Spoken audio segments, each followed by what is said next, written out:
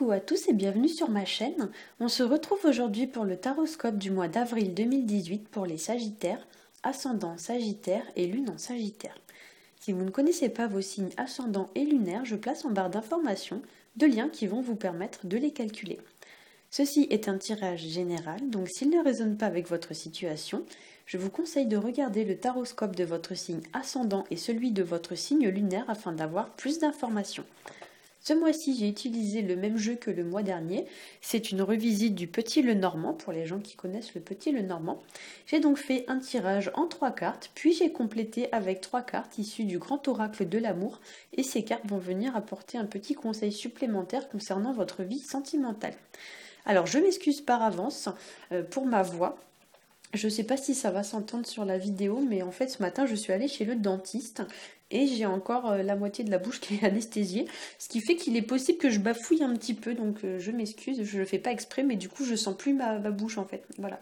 Donc je vais faire au mieux, donc voilà, c'est pour ça aussi que le tirage il est un peu plus court ce mois-ci que d'habitude, parce que c'est clair que là du coup je suis pas forcément dans les meilleures conditions, donc je suis pas au top, donc volontairement j'ai raccourci un peu les tirages, parce que du coup je veux pas trop non plus parler. Voilà, vous savez tout. 36-15 ma vie, vous savez tout.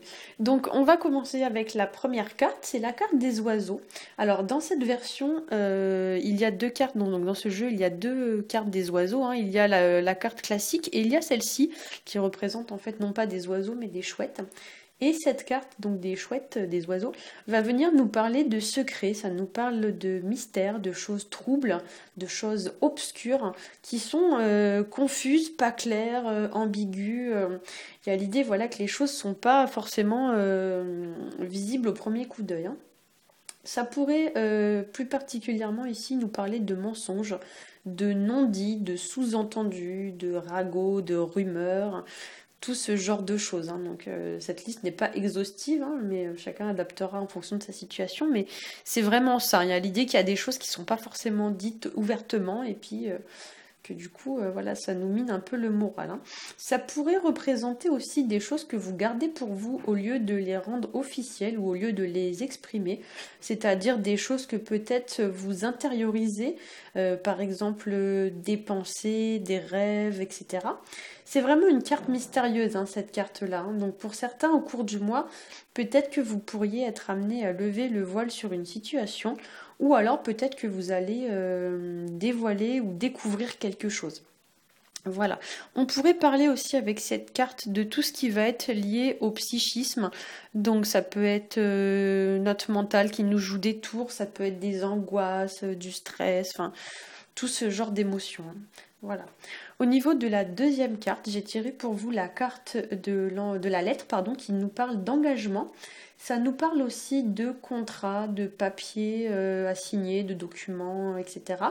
J'aurais tendance à dire plutôt des documents officiels, hein. Ça parle aussi de procédures administratives et ça parle aussi de tout ce qui va être partenariat, association, union officielle.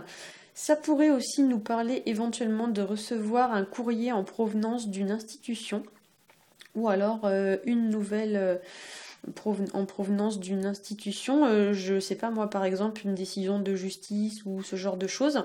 Peut-être même qu'avec la carte des oiseaux, on pourrait vous dire que vous êtes dans l'attente de la réponse et que du coup ça vous met un peu le cafard, le blues. Voilà. Vous pourriez aussi recevoir des nouvelles d'une personne. Voilà, notamment j'ai envie de vous dire une personne du passé, parce qu'avec la carte des chouettes, il y a quand même l'idée d'une personne un petit peu du passé qu'on connaît déjà, quoi. C'est pas une nouvelle personne. Et notamment, ce sera plus, à mon avis, enfin, vu qu'on a la lettre, c'est plus des nouvelles écrites. Donc, email, SMS, une lettre, je sais pas, une carte postale, j'allais dire une carte de vœux, mais non, parce que c'est pas la saison, mais voilà. Ce sera plus, ouais, à mon avis, des nouvelles écrites, encore que avec la carte des oiseaux, normalement c'est la communication verbale, donc ouais, autant ça pourrait très bien être les deux en fait. Ben, vous me direz en commentaire, hein. Voilà. Au niveau de la troisième carte, j'ai tiré pour vous la carte des souris. Et la carte des souris, c'est une carte qui va nous parler de diminution. L'idée avec cette carte, c'est qu'il y a quelque chose qui, petit à petit, entre guillemets, vous ronge, au point que, à force, ça commence à faire beaucoup, hein. La carte des souris, il faut la voir un petit peu d'une façon très schématique. C'est comme s'il y avait un morceau de gruyère et tous les jours, ce morceau de gruyère se faisait grignoter par toute une armée de petites souris. Alors tous les jours, elles en mangent un petit peu, donc ça se voit pas trop. Mais au fil du temps, bah, ça diminue, ça diminue, ça diminue. Et puis un beau jour, bah, il n'y a plus de gruyère. Bah, là, c'est ça. En fait, l'idée, c'est que votre situation, tous les jours, elle perd un petit peu de quelque chose. Alors ça peut être des petites pertes de temps, des petites pertes d'argent, des petites pertes d'énergie, etc. Mais l'idée avec cette carte, c'est qu'au final, ben, ça commence à vraiment à faire beaucoup. Tant et si bien un beau jour, ben, vous allez finir par y lisser, peut-être pas forcément votre santé, mais voilà, ça commence vraiment à vous nuire de façon sérieuse, quoi. On pourrait aussi voir cette carte de la manière suivante, c'est-à-dire que, admettons, vous êtes sur une corde, comme si vous étiez un funambule, et qu'il y ait plein de petites souris qui viennent grignoter un petit peu chaque jour la corde, ce qui fait qu'un beau jour, ben, vous allez tomber. Et ben c'est un peu ça. En fait, l'idée, c'est que petit à petit, ça commence vraiment à vous faire du mal, quoi. Donc là, effectivement, si c'est votre cas avec cette carte, il y a peut-être l'idée quand même de mettre un terme à cette situation, hein. Voilà, il y a l'idée un peu de réagir quand même assez vite, hein. Cette carte, elle pourrait représenter aussi les personnes nuisibles, donc à l'image des souris qui sont des nuisibles. Ces personnes nuisibles, voilà, qui chaque jour vous rongent un petit peu et vous volent un peu plus d'énergie, de temps, d'argent. On va dire les personnes entre guillemets énergivores. Donc ça peut être des collègues de boulot, voilà, qui tous les jours nous font une petite remarque un peu blessante et puis au bout d'un moment, on commence franchement ben, à en avoir marre, hein. Donc voilà, il y a l'idée peut-être aussi de remettre un peu les points sur les i, comme on dit, et de mettre un terme à cette situation. Au niveau des cartes issues du grand oracle de l'amour, la première carte que j'ai tirée pour vous qui va faire office de carte générale, de tendance générale pour le mois, c'est la carte de la jalousie. Donc cette carte, elle parle bien entendu de jalousie, hein, comme son nom l'indique, mais au-delà de ça, avec cette carte, il y a l'idée que peut-être vous êtes trop sur vos gardes, peut-être trop sur la défensive, ou alors au contraire pas assez, donc peut-être qu'on vous demande aussi de vous affirmer un peu plus. Il y a aussi l'idée avec cette carte d'une personne, donc soit c'est vous, soit c'est par exemple votre partenaire ou la personne qui occupe vos pensées, hein. L'idée d'une personne qui se surprotège peut-être limite à outrance, qui est trop, voilà, trop sur la défensive, comme si cette personne avait fait un genre de muraille de protection autour d'elle, et du coup cette personne n'est peut-être pas forcément très accessible sentimentalement parlant. Voilà, il y a un peu l'idée, vous voyez, avec cette carte, c'est comme ce tigre-là. Si jamais vous essayez d'aller atteindre son cœur, il y a l'idée qu'il va vous sauter au visage, hein. Donc là, voilà, peut-être que c'est vous qui êtes représenté par le tigre, mais peut-être que ça peut aussi être une autre personne.